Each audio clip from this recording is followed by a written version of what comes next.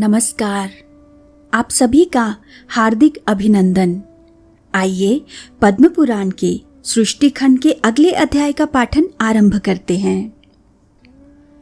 आदित्य शयन और रोहिणी चंद्र शयन व्रत, तड़ाग की प्रतिष्ठा, वृक्षारोपण की विधि तथा सौभाग्य शयन व्रत का वर्णन।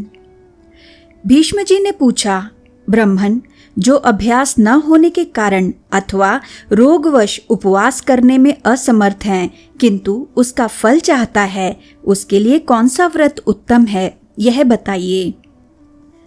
पुलस्त्य जी ने कहा, राजन, जो लोग उपवास करने में असमर्थ हैं, उनके लिए वही व्रत अभीष्ट है जिसमें दिन भर उपवास करके रात्रि में भोजन का विधान हो।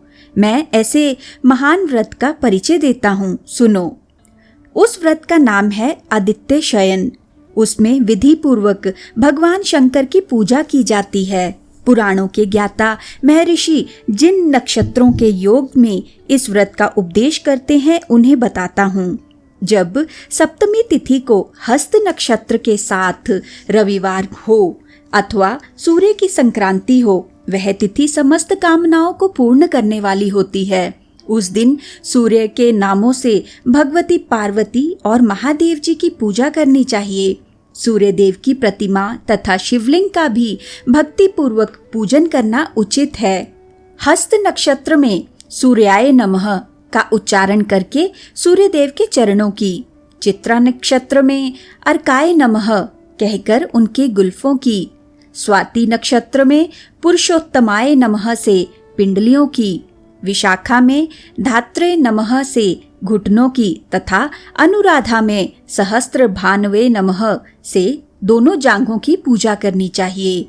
ज्येष्ठा नक्षत्र में अनंगाय नमः से गुह्य प्रदेश की, मूल में इंद्राय नमः और भीमाय नमः से कटी भाग की, पूर्वाषाढ़ा और उत्तराषाढ़ा में त्वष्ट्रे नमः और सप्ततुरंगमाय नमः से नाभि की, श्रवण में तीक्ष्णांशवे नमः से उदर की, धनिष्ठा में विकर्तनाय नमः से दोनों बगलों की और शतभिषा नक्षत्र में ध्वांत विनाशनाय नमः से सूर्य के वक्षस्थल की पूजा करनी चाहिए।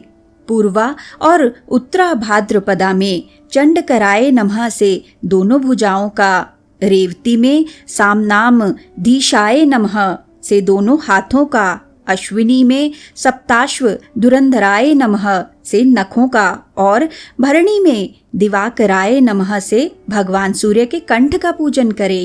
कृतिका में ग्रीवा की, रोहिणी में ओठों की, मृगशिरा में जिह्वा की तथा आर्द्रा में हरहे नमः से सूर्य देव के दांतों की अर्चना करे।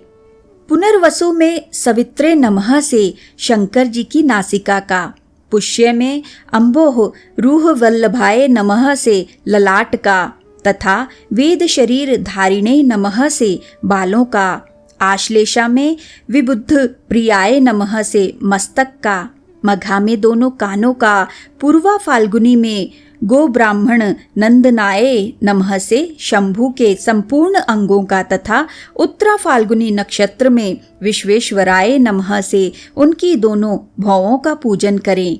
पाश, अंकुश, कमल, त्रिशूल, कपाल, सर्प, चंद्रमा तथा धनुष धारण करने वाले श्री महादेव जी को नमस्कार है। गयासुर, कामदेव, त्रिपुर और अंधकासुर आदि के विनाश के मूल कारण भगवान श्री शिव को प्रणाम है इत्यादि वाक्यों का उच्चारण करके प्रत्येक अंग की पूजा करने के पश्चात विश्वेश्वराय नमः से भगवान के मस्तक का पूजन करना चाहिए।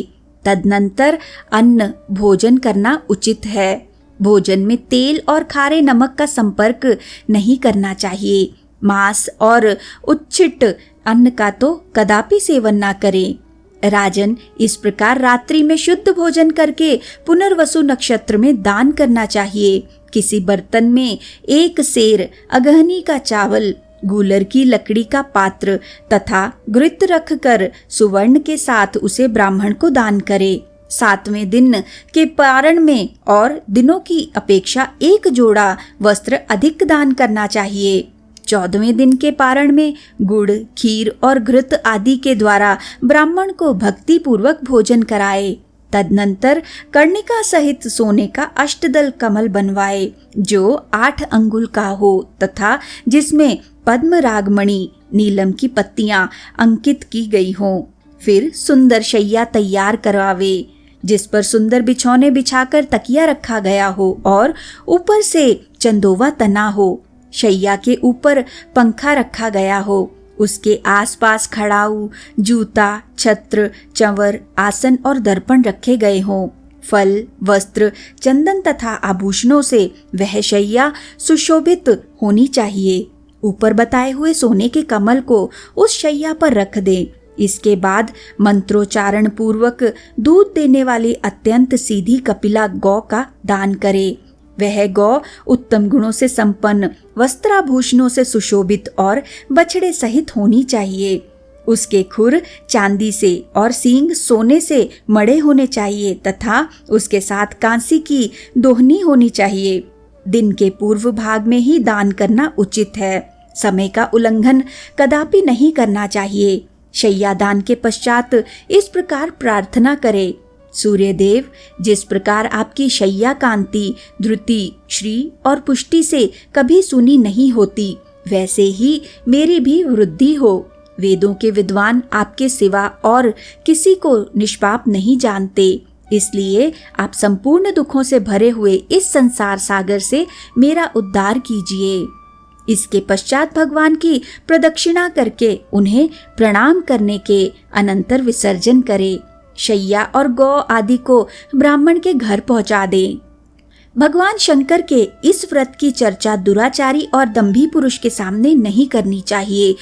जो गौ, ब्राह्मण, देवता, अतिथि और धार्मिक पुरुषों की विशेष रूप से निंदा करता है, उसके सामने भी इसको प्रकट ना करे। भगवान के भक्त और जितेंद्रिय पुरुष के समक्ष ही यह आनंददायी एवं कल्याणमय गूढ़ रहस्य प्रकाशित करने के योग्य है। वेद वेता पुरुषों का कहना है कि यह व्रत महापातकी मनुष्यों के भी पापों का नाश कर देता है। जो पुरुष इस व्रत का अनुष्ठान करता है उसका बंधु, पुत्र, धन और स्त्री से कभी वियोग नहीं होता तथा वह देवताओं का आनंद बढ़ाने वाला माना जाता है।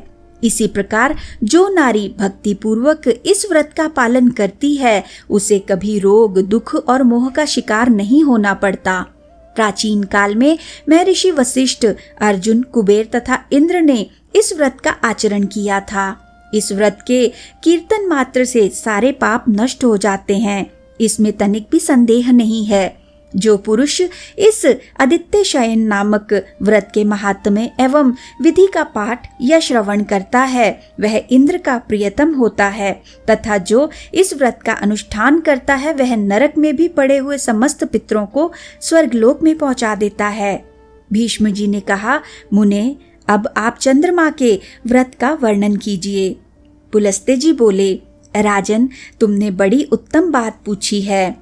अब मैं तुम्हें वह गोपनीय व्रत बतलाता हूँ जो अक्षय स्वर्ग की प्राप्ति कराने वाला है तथा जिसे पुराण वेत्ता विद्वान भी जानते हैं। इस लोक में रोहिणी चंद्र शयन नामक व्रत बड़ा ही उत्तम है। इसमें चंद्रमा के नामों द्वारा भगवान नारायण की प्रतिमा का पूजन करना चाहिए। जब कभी सोमवार के दिन पूर्णिमा तिथि हो अथवा पूर्णिमा को रोहिणी नक्षत्र हो, उस दिन मनुष्य सवेरे पंचगव्य और सरसों के दानों से युक्त जल से स्नान करे तथा विद्वान पुरुष आप्याय यस्वः इत्यादि मंत्र को 800 बार जपे। यदि शूद्र भी इस व्रत को करे तो अत्यंत भक्ति पूर्वक सोमाय नमः, वरदाय नमः, विष्णवे नमः इन मंत्रों का जप करे और पाखंडियों से, विधर्मियों से बातचीत न करे। जप करने के पश्चात घर आकर फल फूल आदि के द्वारा भगवान श्री मधुसूदन की पूजा करे। साथ ही चंद्रमा के नामों का उच्चारण करता रहे। सोमाय शांताय नमः कहकर भगवान के चरणों का, अनंत धामने नमः का उच्चारण करके उनके घुटनों और पिंडलियों का, जलोदराय नमः से दोनों जांघों का, काम सुख प्रदाय नमः से चंद्र स्वरूप भगवान के कटी भाग का, अमृतोदराय नमः से उदर का, शशांकाय नमः से नाभि का, चंद्राय नमः से मुखमंडल का, द्विजानामधिपाय नमः से दांतों का, चंद्रमसे नमः से मुंह का, कौमोदवन प्रियाय नमः से होंठों का, वनौषधिनाम धिनाथाय नमः से नासिका का, आनंद बीजाय नमः से दोनों भौवों का, इंदी वर व्यास कराय नमः से भगवान श्री कृष्ण के कमल सदृश नेत्रों का, समस्ता सुरवंदिताय दैत्य निषूदनाय नमः से दोनों कानों का, उदधि प्रियाय नमः से चंद्रमा के ललाट का, सुष्मनाधिपत्य नमः से केशों का, शशांकाय नमः से मस्तक का और विश्वेश्वराय नमः से भगवान मुरारी के किरीट का पूजन करें। फिर रोहिणी नामधेय लक्ष्मी सौभाग्य सौख्यामृत सागराय पद्मश्रीये नमः अर्थात रोहिणी नाम धारण करने वाली लक्ष्मी के सौभाग्य और सुख रूप अमृत के समुद्र तथा कमल की सी कांति वाले भगवान को नमस्कार है। इस मंत्र का उच्चारण करके भगवान के सामने मस्तक झुकाए। तत्पश्चात सुगंधित पुष्प, नैवेद्य और धूप आदि के द्वारा इंदु पत्नी रोहिणी देवी का भी पूजन करे। इसके बाद रात्रि के समय भूमि पर शयन करे और सवेरे उठकर स्नान के पश्चात पाप विनाशाय नमः का उच्चारण करके ब्राह्मण को घृत और सुवर्ण सहित जल से भरा कलश दान करे। फिर दिन भर उपवास करने के पश्चात गोमूत्र पीकर मांस वर्जित एवं खारे नमक से रहित अन्न के 31 ग्रास घी के साथ भोजन करे। तदनंतर 2 घड़ी तक इतिहास पुराण आदि का श्रवण करे। राजन, चंद्रमा को कदम्ब, नील कमल, केवड़ा, जाति पुष्प, कमल, शतपत्रिका, बिना कुम्हलाए कुब्ज के फूल, सिंधुवार, चमेली, अन्यान्य श्वेत पुष्प, करवीर तथा चंपा यही फूल चढ़ाने चाहिए। उपयुक्त फूलों की जातियों में से एक एक को श्रावण आदि महीनों में क्रमशः अर्पण करें। जिस महीने में व्रत शुरू किया जाए उस समय जो भी पुष्प सुलभ हो उन्हीं के द्वारा श्री हरि का पूजन करना चाहिए। इस प्रकार 1 वर्ष तक इस व्रत का विधिवत अनुष्ठान करके समाप्ति के समय शयनोपयोगी सामग्रियों के साथ शय्या दान करे। रोहिणी और चंद्रमा की सुवर्णमयी मूर्ति बनवाए। उनमें चंद्रमा 6 अंगुल के और रोहिणी 4 अंगुल की होनी चाहिए। 8 मोतियों से युक्त श्वेत नेत्रों वाली उन प्रतिमाओं को अक्षत से भरे हुए कांसी के पात्र में रखकर दुग्धपूर्ण कलश के ऊपर स्थापित कर दें। फिर वस्त्र और दोहिनी के साथ दूध देने वाली गौ, शंख तथा पात्र प्रस्तुत करें। उत्तम गुणों से युक्त ब्राह्मण दंपति को बुलाकर उन्हें आभूषणों से अलंकृत करे तथा मन में यह भावना रखे कि ब्राह्मण दंपति के रूप में ये रोहिणी सहित चंद्रमा ही विराजमान है। तत्पश्चात इनकी इस प्रकार प्रार्थना करे, चंद्रदेव आप ही सबको परम आनंद और मुक्ति प्रदान करने वाले हैं। आपकी कृपा से मुझे भोग और मोक्ष दोनों प्राप्त हों। इस प्रकार विनय करके शैया, प्रतिमा तथा धेनु आदि सब कुछ ब्राह्मण को दान कर दे। राजन, जो संसार से भयभीत होकर मोक्ष पाने की इच्छा रखता है उसके लिए यही एक व्रत सर्वोत्तम है। यह रूप और आरोग्य प्रदान करने वाला है। यही पितरों को सर्वदा प्रिय है। जो इसका अनुष्ठान करता है वह त्रिभुवन का अधिपति होकर 2100 कल्पों तक चंद्रलोक में निवास करता है। उसके बाद विद्युत होकर मुक्त हो जाता है। चंद्रमा के नाम कीर्तन द्वारा भगवान श्री मधुसूदन की पूजा का यह प्रसंग जो पढ़ता अथवा सुनता है उसे भगवान उत्तम बुद्धि प्रदान करते हैं तथा वह भगवान श्री विष्णु के धाम में जाकर देव समूह के द्वारा पूजित होता है। भीष्म जी ने कहा, ब्राह्मण, अब मुझे तालाब, बगीचा, कुआं, बावली, पुष्करणी तथा देव मंदिर की प्रतिष्ठा आदि का विधान बतलाइए। पुलस्त्य जी बोले, महाबाहो, सुनो, तालाब आदि की प्रतिष्ठा का जो विधान है उसका इतिहास पुराणों में इस प्रकार वर्णन है। उत्तरायण आने पर शुभ शुक्ल पक्ष में ब्राह्मण द्वारा कोई पवित्र दिन निश्चित करा लें। उस दिन ब्राह्मणों का वरण करें और तालाब के समीप, जहाँ कोई अपवित्र वस्तु न हो, चारों हाथ लंबी और उतनी ही चौड़ी चौकोर वेदी बनाएं।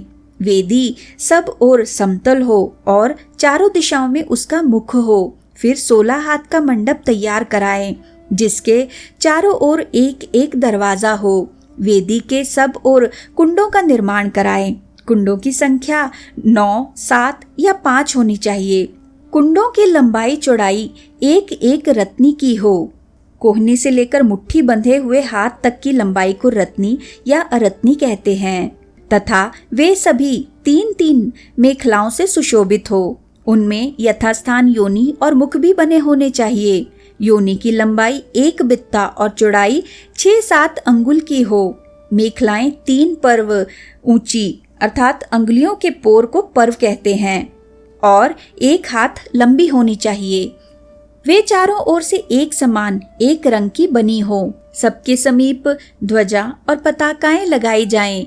मंडप के चारों ओर क्रमशः पीपल, गूलर, पाकड़ और बरगद की शाखाओं के दरवाजे बनाए जाएं। वहां 8 होता, 8 द्वारपाल तथा 8 जप करने वाले ब्राह्मणों का वरण किया जाए। वे सभी ब्राह्मण वेदों के पारगामी विद्वान होने चाहिए। सब प्रकार के शुभ लक्षणों से संपन्न, मंत्रों के ज्ञाता, जितेंद्रिय, कुलीन, शीलवान एवं श्रेष्ठ ब्राह्मणों को ही इस कार्य में नियुक्त करना चाहिए। प्रत्येक कुंड के पास कलश, यज्ञ सामग्री, निर्मल आसन और दिव्य एवं विस्तृत ताम्र पात्र प्रस्तुत रहें।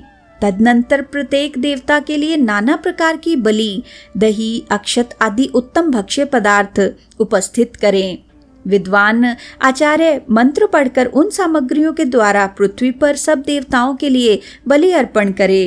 अरत्नी के बराबर 1 यूप यज्ञ स्तंभ स्थापित किया जाए, जो किसी दूध वाले वृक्ष की शाखा का बना हुआ हो।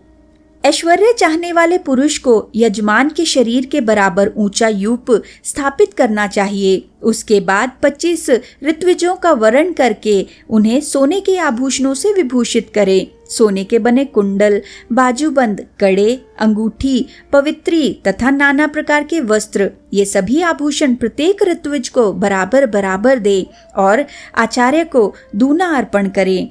इनके सिवा उन्हें शैया तथा अपने को प्रिय लगने वाली अन्य अन्य वस्तुएं भी प्रदान करें। सोने का बना हुआ कछुआ और मगर, चांदी के मत्स्य और दुदुम्ब, तांबे के केकड़ा और मेंढक तथा लोहे के 2 सूंस बनवाकर सबको सोने के पात्र में रखे। इसके बाद यजमान वेदज्ञ विद्वानों की बताई हुई विधि के अनुसार सर्वौषधि मिश्रित जल से स्नान करके श्वेत वस्त्र और श्वेत माला धारण करे। फिर श्वेत चंदन लगाकर पत्नी और पुत्र पौत्रों के साथ पश्चिम द्वार से यज्ञ मंडप में प्रवेश करे। उस समय मांगलिक शब्द होने चाहिए और भेरी आदि बाजे बजने चाहिए। तदनंतर विद्वान पुरुष 5 रंग के चूर्णों से मंडल बनाए और उसमें 16 अरों से युक्त चक्र चिन्हित करे। उसके गर्भ में कमल का आकार बनाए। चक्र देखने में सुंदर और चौकोर हों, चारों ओर से गोल होने के साथ ही मध्य भाग में अधिक शोभायमान जान पड़ता हो। उस चक्र को वेदी के ऊपर स्थापित करके उसके चारों ओर प्रत्येक दिशा में मंत्र पाठ पूर्वक ग्रहों और लोकपालों की स्थापना करे। फिर मध्य भाग में वरुण संबंधी मंत्रों का उच्चारण करते हुए एक कलश स्थापित करे और उसी के ऊपर ब्रह्मा, शिव, विष्णु, गणेश, लक्ष्मी तथा पार्वती जी की भी स्थापना करे। इसके पश्चात संपूर्ण लोकों की शांति के लिए भूत समुदाय को स्थापित करे। इस प्रकार पुष्प, चंदन और फलों के द्वारा सबकी स्थापना करके कलशों के भीतर पंचरत्न छोड़कर उन्हें वस्त्रों से आवेष्टित कर दे। फिर पुष्प और चंदन के द्वारा उन्हें अलंकृत करके द्वार रक्षा के लिए नियुक्त ब्राह्मणों से वेद पाठ करने के लिए कहे और स्वयं आचार्य का पूजन करे। पूर्व द्वार की ओर 2 ऋग्वेदी, दक्षिण द्वार पर 2 यजुर्वेदी, पश्चिम द्वार पर 2 सामवेदी और उत्तर द्वार पर 2 अथर्ववेदी विद्वानों को रखना चाहिए। यजमान मंडल के दक्षिण भाग में उत्तराभिमुख होकर बैठे और द्वार रक्षक विद्वानों से कहे, आप लोग वेद पाठ करें। फिर यज्ञ कराने वाले आचार्य से कहे, आप यज्ञ प्रारंभ कराएं। तत्पश्चात जप करने वाले ब्राह्मणों से कहे, आप लोग उत्तम मंत्र का जप करते रहें। इस प्रकार सबको प्रेरित करके मंत्रज्ञ पुरुष अग्नि को प्रज्वलित करे तथा मंत्र पाठ पूर्वक घी और समिधाओं की आहुति दे। ऋत्विजों को भी वरुण संबंधी मंत्रों द्वारा सब ओर से हवन करना चाहिए। ग्रहों के निमित्त विधिवत आहुति देकर उस यज्ञ कर्म में इंद्र, शिव, मरुदगण और लोकपालों के निमित्त भी विधि पूर्वक होम करे। पूर्व द्वार पर नियुक्त ऋग्वेदी ब्राह्मण शांति, रुद्र, पवमान, सुमंगल तथा पुरुष संबंधी सूक्तों का पृथक पृथक जप करे। दक्षिण द्वार पर स्थित यजुर्वेदी विद्वान इंद्र, रुद्र, सोम, कुष्मांड, अग्नि तथा सूर्य संबंधी सूक्तों का जप करे। पश्चिम द्वार पर रहने वाले सामवेदी ब्राह्मण वैराज साम, पुरुष सूक्त, सुपर्ण सूक्त, रुद्र संहिता, शिशु सूक्त, पंचनिधन सूक्त, गायत्र साम, ज्येष्ठ साम, वामदेव्य साम, बृहत साम, रौरव साम, रथंतर साम, गोव्रत, विकीर्ण, रक्षोघ्न और यम संबंधी सामों का गान करे। उत्तर द्वार के अथर्ववेदी विद्वान मन ही मन भगवान वरुण देव की शरण ले शांति और पुष्टि संबंधी मंत्रों का जप करे। इस प्रकार पहले दिन मंत्रों द्वारा देवताओं की स्थापना करके हाथी और घोड़ों के पैरों के नीचे की, जिस पर रथ चलता हो ऐसी सड़क की, बाम्बी की, 2 नदियों के संगम की, गौशाला की तथा साक्षात गौओं के पैर के नीचे की मिट्टी लेकर कलशों में छोड़ दे। उसके बाद सर्वौषधि, गोरोचन, सरसों के दाने, चंदन और गूगल भी छोड़े। फिर पंचगव्य, दधी, दूध, घी, गोबर और गोमूत्र मिलाकर उन कलशों के जल से यजमान का विधि पूर्वक अभिषेक करे। अभिषेक के समय विद्वान पुरुष वेद मंत्रों का पाठ करते रहें। इस प्रकार शास्त्र विहित कर्म के द्वारा रात्रि व्यतीत करके निर्मल प्रभात का उदय होने पर हवन के अंत में ब्राह्मणों को 100, 50, 36 अथवा 2500 गौ दान करे। तदनंतर शुद्ध एवं सुंदर लग्न आने पर वेद पाठ, संगीत तथा नाना प्रकार के बाजों की मनोहर ध्वनि के साथ एक गौ को सुवर्ण से अलंकृत करके तालाब के जल में उतारे और उसे सामगान करने वाले ब्राह्मण को दान कर दे। तत्पश्चात पंचरत्नों से युक्त सोने का पात्र लेकर उसमें पूर्वोक्त मगर और मछली आदि को रखे और उसे किसी बड़ी नदी से मंगाए हुए जल से भर दे। फिर उस पात्र को दही अक्षत से विभूषित करके वेद और वेदांगों के विद्वान 4 ब्राह्मण हाथ से पकड़ें और यजमान की प्रेरणा से उसे उत्तराभिमुख उलटकर तालाब के जल में डाल दें। इस प्रकार आपो मयो इत्यादि मंत्र के द्वारा उसे जल में डालकर पुनः सब लोग यज्ञ मंडप में आ जाएं और यजमान सदस्यों की पूजा करके सब और देवताओं के उद्देश्य से बलि अर्पण करे। इसके बाद लगातार 4 दिनों तक हवन होना चाहिए। चौथे दिन चतुर्थी कर्म करना उचित है। उसमें भी यथाशक्ति दक्षिणा देनी चाहिए। चतुर्थी कर्म पूर्ण करके यज्ञ संबंधी जितने पात्र और सामग्री हो उन्हें ऋत्विजों में बराबर बांट देना चाहिए। फिर मंडप को भी विभाजित करे। सुवर्ण पात्र और शैया किसी ब्राह्मण को दान कर दे। इसके बाद अपनी शक्ति के अनुसार 1000, 108, 50 अथवा 20 ब्राह्मणों को भोजन कराए। पुराणों में तालाब की प्रतिष्ठा के लिए यही विधि बतलाई गई है। कुआं, बावली और पुष्करणी के लिए भी यही विधि है। देवताओं की प्रतिष्ठा में भी ऐसा ही विधान समझना चाहिए। मंदिर और बगीचे आदि की प्रतिष्ठा कार्य में केवल मंत्रों का ही भेद है। विधि विधान प्राय एक से ही हैं। उपयुक्त विधि का यदि पूर्णतः पालन करने की शक्ति न हो तो आधे व्यय से भी यह कार्य संपन्न हो सकता है। यह बात ब्रह्मा जी ने कही है। जिस पोखरे में केवल वर्षा काल में ही जल रहता है वह 100 अग्निष्टोम यज्ञों के बराबर फल देने वाला होता है। जिसमें शरत काल तक जल रहता हो उसका भी यही फल है।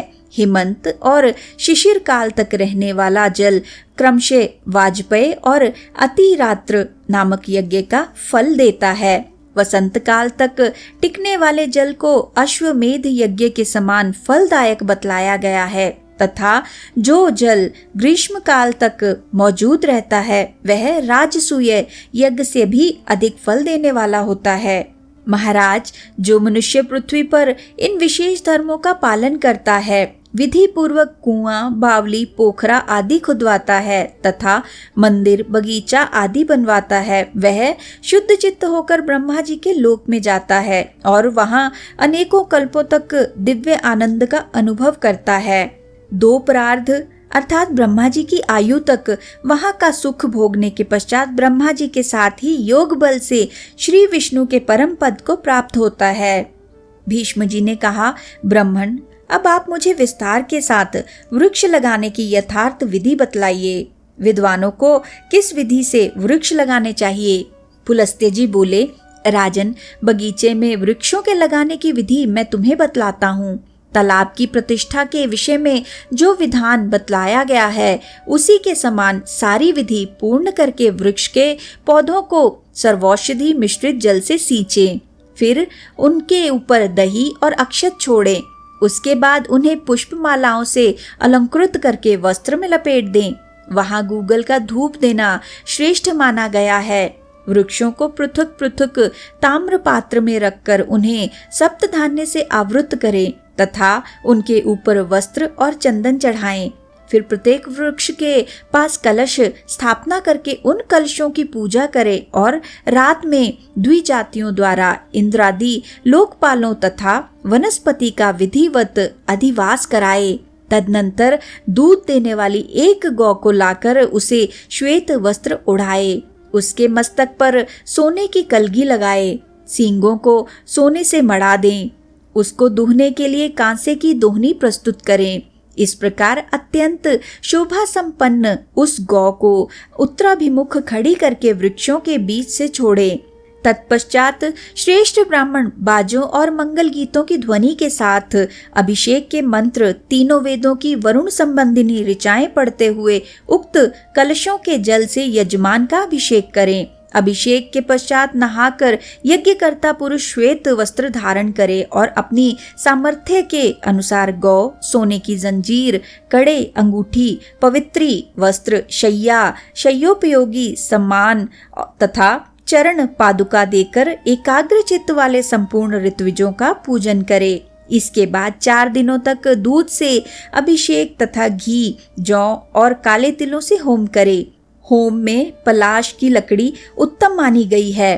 वृक्षारोपण के पश्चात चौथे दिन विशेष उत्सव करे। उसमें अपनी शक्ति के अनुसार पुनः दक्षिणा दे। जो जो वस्तु अपने को अधिक प्रिय हो, ईर्ष्या छोड़कर उसका दान करे। आचार्य को दूनी दक्षिणा दे तथा प्रणाम करके यज्ञ की समाप्ति करे। जो विद्वान उपयुक्त विधि से वृक्षारोपण का उत्सव करता है उसकी सारी कामनाएं पूर्ण होती हैं तथा वह अक्षय फल का भागी होता है। राजेंद्र, जो इस प्रकार वृक्ष की प्रतिष्ठा करता है वह जब तक 30,000 इंद्र समाप्त हो जाते हैं तब तक स्वर्गलोक में निवास करता है। उसके शरीर में जितने रोम होते हैं अपने पहले और पीछे की उतनी ही पीढ़ियों का वह उद्धार कर देता है तथा उसे पुनरावृत्ति से रहित परम सिद्धि प्राप्त होती है। जो मनुष्य प्रतिदिन इस प्रसंग को सुनता या सुनाता है वह भी देवताओं द्वारा सम्मानित और ब्रह्मलोक में प्रतिष्ठित होता है। वृक्ष पुत्रहीन पुरुष को पुत्रवान होने का फल देते हैं। इतना ही नहीं, वे आदि देवता रूप से तीर्थों में जाकर वृक्ष लगाने वाले को पिंड भी देते हैं। अतः भीष्म, तुम यत्न पूर्वक पीपल के वृक्ष लगाओ, वह अकेला ही तुम्हें 1000 पुत्रों का फल देगा। पीपल का पेड़ लगाने से मनुष्य धनी होता है। अशोक शोक का नाश करने वाला है।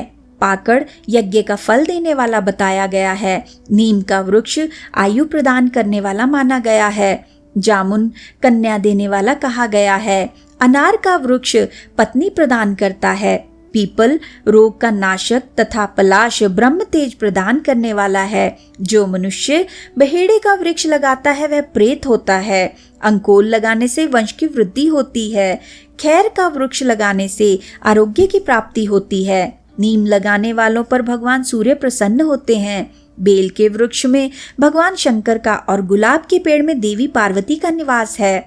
अशोक वृक्ष में अप्सराएं और कुंद मोगरे के पेड़ में श्रेष्ठ गंधर्व निवास करते हैं। बेंत का वृक्ष लुटेरों को भय प्रदान करने वाला है। चंदन और कटहल के वृक्ष क्रमशः पुण्य और लक्ष्मी देने वाले हैं। चंपा का वृक्ष सौभाग्य प्रदान करता है। ताड़ का वृक्ष संतान का नाश करने वाला है। मौलसिरी से कुल की वृद्धि होती है। नारियल लगाने वाला अनेक स्त्रियों का पति होता है। दाक का पेड़ सर्वांग सुंदरी स्त्री प्रदान करने वाला होता है। केवड़ा शत्रु का नाश करने वाला है। इसी प्रकार अन्य वृक्ष भी जिनका यहाँ नाम नहीं लिया गया है यथा योग्य फल प्रदान करते हैं। जो लोग वृक्ष लगाते हैं उन्हें परलोक में प्रतिष्ठा प्राप्त होती है। पुलस्त्य जी कहते हैं, राजन, इस प्रकार एक दूसरा व्रत बतलाता हूँ जो समस्त मनोवांछित फलों को देने वाला है। उसका नाम है सौभाग्य शयन। इसे पुराणों के विद्वान ही जानते हैं। पूर्व काल में जब भूलोक, भुवरलोक, स्वरलोक तथा महरलोक आदि संपूर्ण लोक दग्ध हो गए, तब समस्त प्राणियों का सौभाग्य एकत्रित होकर वैकुंठ में जा भगवान श्री विष्णु के वक्ष स्थल में स्थित हो गया। तदनंतर दीर्घ काल के पश्चात जब पुनः सृष्टि रचना का समय आया, तब प्रकृति और पुरुष से युक्त संपूर्ण लोकों के अहंकार से आवृत्त हो जाने पर श्री ब्रह्मा जी तथा भगवान श्री विष्णु में स्पर्धा जागृत हुई। उस समय एक पीले रंग की भयंकर अग्नि ज्वाला प्रकट हुई, जिससे भगवान का वक्ष स्थल तप उठा, जिससे वह सौभाग्य पुंज वहां से गलित हो गया। श्री विष्णु के वक्ष स्थल का वह सौभाग्य अभी रस रूप होकर धरती पर गिरने नहीं पाया था कि ब्रह्मा जी के बुद्धिमान पुत्र दक्ष ने उसे आकाश में ही रोककर पी लिया। दक्ष के पीते ही वह अद्भुत रूप और लावण्य प्रदान करने वाला सिद्ध हुआ। प्रजापति दक्ष का बल और तेज बहुत बढ़ गया। उनके पीने से बचा हुआ जो अंश पृथ्वी पर गिर पड़ा वह 8 भागों में बट गया। उनमें से 7 भागों से 7 सौभाग्यदायिनी औषधियां उत्पन्न हुई, जिनके नाम इस प्रकार हैं: ईख, तरुराज, निष्पाव, राजधान्य, गोक्षीर, कुसुम्भ और कुसुम। 8वां नमक है। इन 8 की सौभाग्याष्टक संख्या कहते हैं। योग और ज्ञान के तत्व को जानने वाले ब्रह्मपुत्र दक्ष ने पूर्व काल में जिस सौभाग्य रस का पान किया था, उसके अंश से उन्हें सती नाम की एक कन्या उत्पन्न हुई। नील कमल के समान मनोहर शरीर वाली वह कन्या लोक में ललिता के नाम से भी प्रसिद्ध है। पिनाकधारी भगवान शंकर ने उस त्रिभुवन सुंदरी देवी के साथ विवाह किया। सती तीनों लोकों की सौभाग्य रूपा है। वे भोग और मोक्ष प्रदान करने वाली हैं। उनकी आराधना करके नर या नारी क्या नहीं प्राप्त कर सकती? भीष्म जी ने पूछा, मुने, जगत धात्री सती की आराधना कैसे की जाती है? जगत की शांति के लिए जो विधान हो वह मुझे बताने की कृपा कीजिए। पुलस्त्य जी बोले, चैत्र मास के शुक्ल पक्ष की तृतीया को दिन के पूर्व भाग में मनुष्य तिल मिश्रित जल से स्नान करे। उस दिन परम सुंदरी भगवती सती का विश्वात्मा भगवान शंकर के साथ वैवाहिक मंत्रों द्वारा विवाह हुआ था। अतः तृतीया को सती देवी के साथ ही भगवान शंकर का भी पूजन करे। पंचगव्य तथा चंदन मिश्रित जल के द्वारा गौरी और भगवान चंद्रशेखर की प्रतिमा को स्नान कराकर धूप, दीप, नैवेद्य तथा नाना प्रकार के फलों द्वारा उन दोनों की पूजा करनी चाहिए।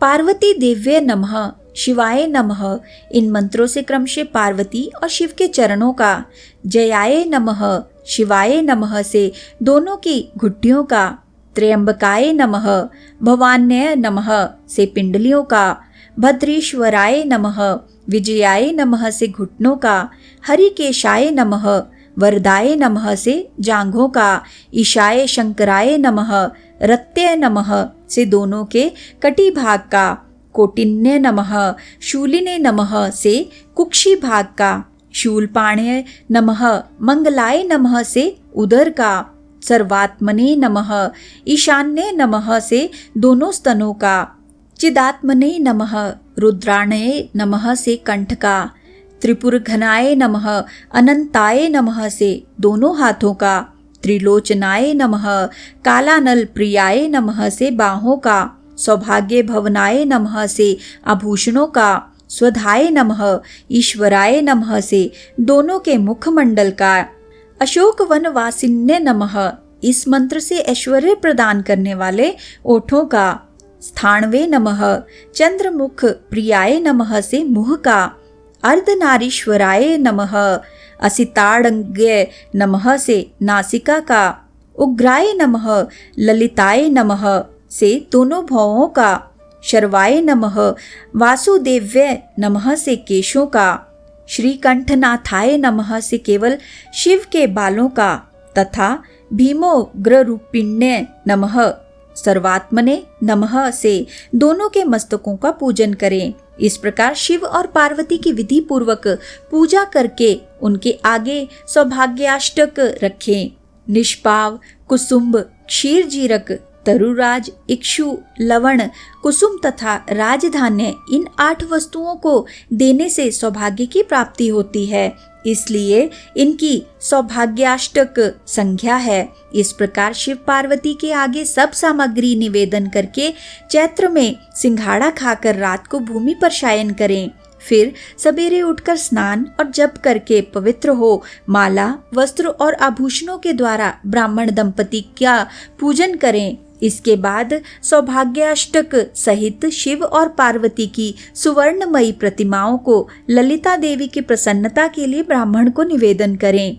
दान के समय इस प्रकार कहें: ललिता, विजया, भद्रा, भवानी, कुमुदा, शिवा, वासुदेवा, गौरी, मंगला, कमला, सती और उमा ये प्रसन्न हो।